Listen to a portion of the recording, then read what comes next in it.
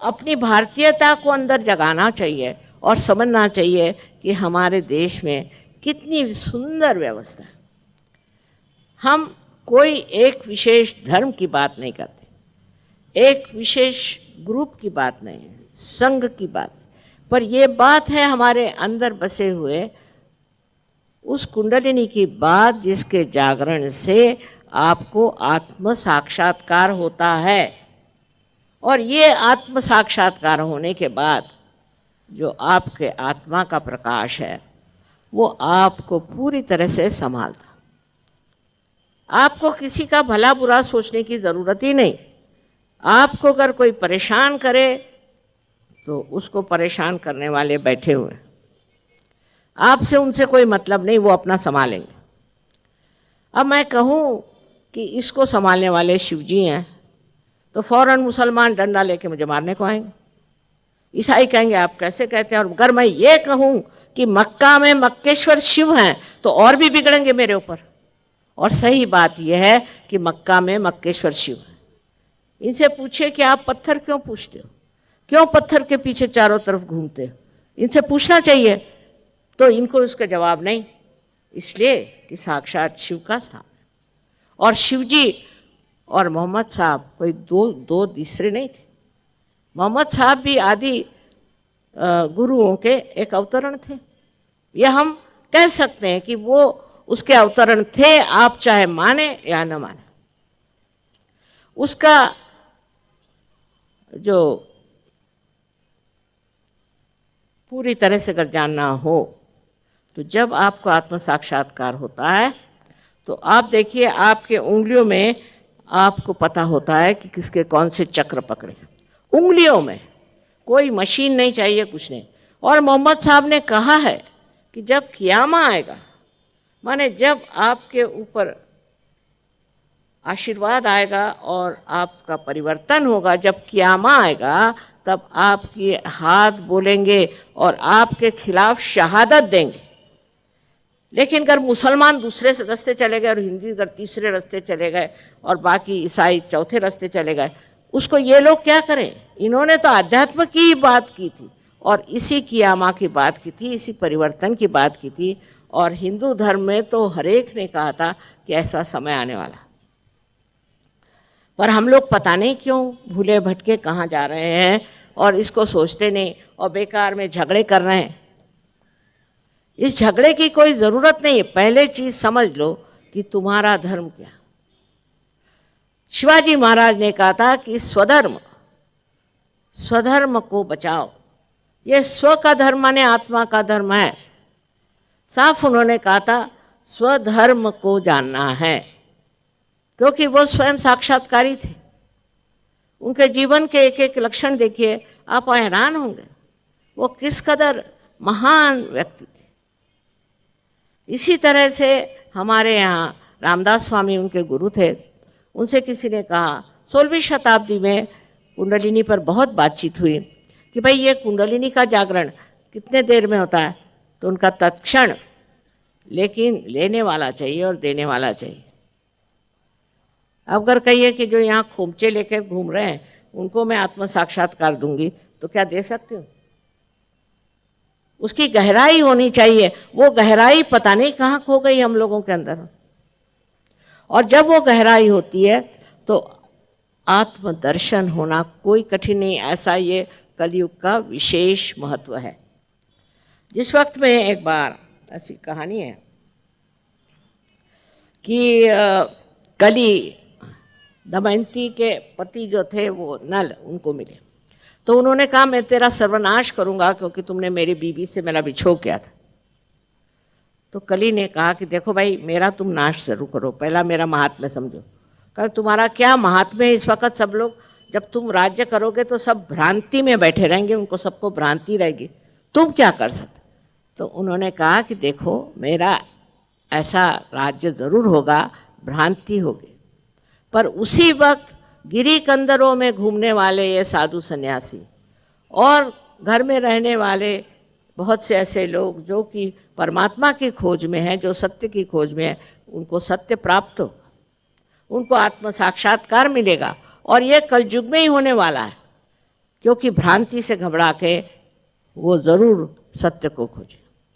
ऐसी जब उन्होंने बात समझा दी, उस समझ से नल भी शांत हो गए उनका। अच्छा बाबा, एक बार कलयुग आने दो, अब ये आया है कलयुग, और इस कलयुग के प्रताप क्या कहने, हमने बचपन में इतने कभी सुने ही नहीं थे जैसे जैसे लोग आजकल आ रहे हैं। और इसी में फिर आप जान सकते हैं कि हमारे देश को बचाना, इस देश की महानता को उभारना, ये हमारा कर्तव्य है। कोई बाहर से आके नहीं करेंगे, हमको करना है। और हम कैसे कर सकते हैं? बड़ा सहज सरल तरीका है कि आपकी कुंडलिनी का जागरण घर हो जाए। इसी महाराष्ट्र में 16वीं शताब्दी में अनेक साधु संतों ने कुंडलिनी पे बात करी थी, इतना जरूर कहूँगी। और आपके ज्ञानदेव ने तो 12वीं शताब्दी में कहा था, पर आदि शंकराचार्य ने तो 6ठी शताब्दी में कहा, और 14,000 वर्ष पूर्व मार्कंडेय ने कहा। ये जो सब कह गए सब बेकार गए क्या?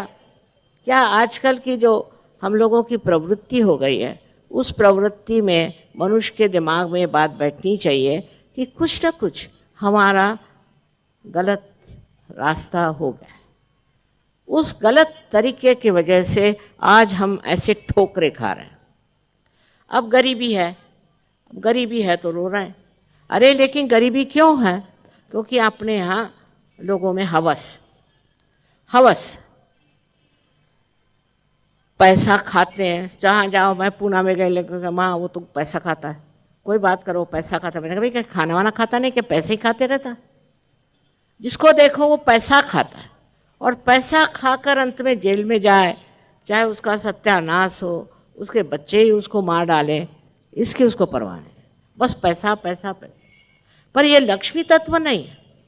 लक्ष्मी का तत्व और होता है, और उसके तत्व से अनेक अनेक लोगों का उद्धार हो सकता है। उसको जागरूक करने के लिए आपके अंदर कुंडलिनी का जागरण होना ज़रूरी है। जब कुंडलिनी का जागरण होता है तो आपो आप लक्ष्मी तत्व दिखाई देता है। सबसे तो बड़ी बात यह है कि मनुष्य एकदम समाधानी हो जाता है। उसमें क्या है, कोई चीज़ 2 हो चाहे 4 हो, फर्क क्या होना। समाधानी होने का मतलब मेरा कभी नहीं कि आप सन्यासी हो के जंगल में जाओ, कुछ नहीं, घर में ही रह के। उल्टे अगर कोई सन्यासी आता है तो लोग कहते हैं कि जाकर आप कपड़े बदल करके आओ, तो वो कहते हैं हमारे पास तो यही छोड़े हमारे गुरुजी ने, और तो कुछ कपड़ा ही नहीं, तो हम और क्या बदल के आएंगे। आपको कोई ऐसा बाहर का ढोंग करने की ज़रूरत नहीं कि हम सन्यासी हैं, हम साधु बाबा हैं, कोई ज़रूरत नहीं। और पागल जैसे गाने और बजाने की भी ज़रूरत नहीं है। जैसे आप जानते हैं लोग रास्ते में गाते बजाते चलते, वैसी कोई ज़रूरत नहीं। आपके पूरी तरह चेतना में ही इसको प्राप्त करना, पूरी तरह। जब आप पूरी चेतना में हैं, आपके कॉन्शियस माइंड में ही आप इसे प्राप्त करें, और इस अनुभव से आप प्लावित हो। ये अनुभव सिद्ध है, कोई सिर्फ बातचीत नहीं, ऐसा कुछ नहीं है। ये इसका अनुभव आपको प्राप्त होना चाहिए। हाँ, अनुभव के बाद आपको इसमें बढ़ना चाहिए। अनुभव तो हज़ारों को हो जाता है, पर इसमें बहुत कम हैं जो उतरते हैं। मुझे आश्चर्य की बात है, इस महाराष्ट्र की भूमि जो कि इतनी पावन भूमि है, जगह जगह जहाँ देवी के मंदिर, जहाँ जहाँ जाइए वहाँ वहाँ पूजा पाठ, मुसलमानों के पीरों के कितनी जगह यहाँ बनी हुई, लेकिन यहाँ के लोगों में अभी तक ये धारणा नहीं आई है कि इस पावन भूमि में हम जन्म क्यों लिया, क्या हमारी विशेषता है, क्यों हम इस पवित्र भूमि में आए और यहाँ हमें क्या करना। मुझे तो वाकई में बहुत आश्चर्य होता है, क्योंकि सबसे ज़्यादा काम मैंने महाराष्ट्र में किया। महाराष्ट्र में मैं घूमी फिरी, इधर जाओ उधर जाओ, पता नहीं सालों तक जंगलों में रहे, फिर कहीं जा कर के तो किसी छोटे से गांव में रहे, हर तरह का काम किया। लेकिन दुख की बात यह है कि लोगों को वही कर्मकांड, उसी कर्मकांड में 4 बजे उठेंगे, नहा धो करके जोर जोर से श्लोक बोलेंगे, कुछ ना कुछ कर्म कांड चाहिए, और उनकी समझ में नहीं आता कि कुंडलिनी का जागरण कोई कर्म कांड नहीं। वो लोग कहते हैं कि हम आपको इतना पैसा देंगे, हमारी आप कुंडलिनी जागृत करो, या अंधश्रद्धा वाले। मैंने कहा भैया वो कुंडलिनी को क्या मालूम है रुपया पैसा, और तुम अगर ऐसा उसका अपमान करोगे तो वो कभी उठेगी नहीं। अकल के मारे हुए लोग हैं, दूसरी कोई बात नहीं, कि वो समझते नहीं कुंडलिनी चीज़ क्या।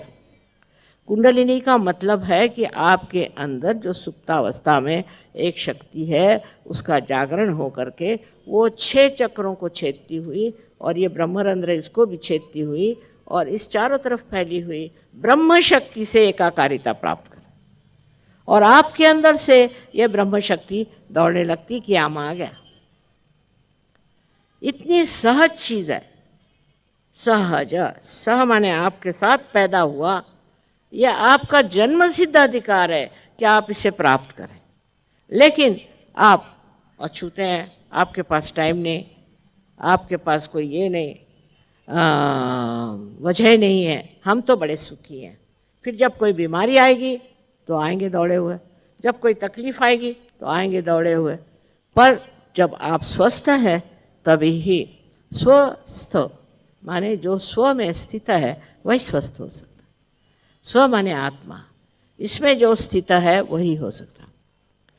सबसे तो बात यह है कि कितने ही बार मैंने आप लोगों को समझाया कि सहयोग में उतरना चाहिए, सहयोग में उतरना चाहिए, आपको प्राप्त करना चाहिए।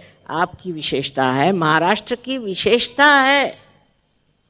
महाराष्ट्र बने बैठे हैं, किस चीज़ से आप महाराष्ट्र के हैं ये भी सोच लीजिए, क्यों आपको महाराष्ट्र कहा जाता।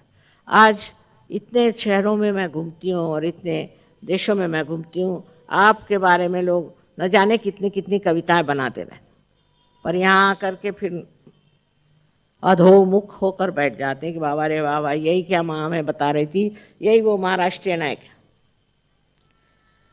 माने इतनी संपदा होते हुए भी जैसे कोई छोटे से तालाब में अनेक कमल निकल आए, इस तरह से इतने बड़े बड़े लोग यहाँ हो गए, पर यहाँ की पब्लिक जो है अभी कीड़े मकोड़े ही बनी रहेगी। मैं माँ हूँ, मुझे कहना ही पड़ेगा। हमारे इतने बड़े कार्य के पीछे में आपको हैरानी होगी, रशिया के लोग, ऑस्ट्रिया के लोग, कहाँ कहाँ के, अमेरिका के लोग, और ये लोग सारे कार्यान्वित हैं। ये हिंदुस्तानी नहीं है, सब परदेसी जैसा हम कहते हैं, पर अभी हम ही लोग परदेसी हो गए। और इस बम्बई शहर में तो दुनिया भर के लोग आके बसे हुए, बजाय इसके कि यहाँ से इसकी संपदा सारे दुनिया में फैलाएं, वो पता नहीं क्या कर रहे हैं। सब पैसा बना रहे हैं, पैसा बना रहे हैं, पैसा बना रहे हैं। इस पैसे का करोगे क्या? इसकी क्या वक्त? आज बड़े बड़े पैसे वाले हैं, उनको कौन पूछता है, उनको कौन जानता है। पर एक सहयोगी अगर कहीं हो जाए तो दुनिया उसके तरफ दौड़ती है, क्योंकि वो जानकार आदमी है। उसको कुंडलिनी के जागरण की कला आती। वो फिर हिंदू हो, मुसलमान हो, ईसाई हो, सिख हो, कोई हो, पर वो जानता है कि इस आदमी की कुंडलिनी कैसे जागृत करनी चाहिए। मुझे तो हैरानी होती कि बाहर के लोग अभी आए थे, तो एक लड़का था, उसकी शादी एक लड़की से हमने कराई। उस लड़की को मैंने देखा नहीं था बने। उसने आके कहा, माँ ये लड़की के जो चैतन्य लहरियाँ हैं, वाइब्रेशंस हैं, वो ठीक नहीं, आप इसे एक बार देखिए। मैंने कहा अच्छा। मैंने कहा एक अंग्रेज़ ये बात मुझे बता रहा है, और किसी के ध्यान में ये बात नहीं आई। उसके बाद उस लड़की को जब देखा तो मैंने कहा बिल्कुल सच बात, इसकी चैतन्य लहरियाँ ठीक नहीं। फिर उसका क्या प्रॉब्लम था समझ में आया, सब कुछ देखा। पर एक अंग्रेज़ आ करके और आपका अध्यात्म सिखाए, ये अपनी दशा नहीं चाहिए। ऐसे तो उन्होंने राजकारण बहुत सिखाया, बहुत परेशान कर दिया, पर अब वो आ करके आपको अध्यात्म सिखाएं।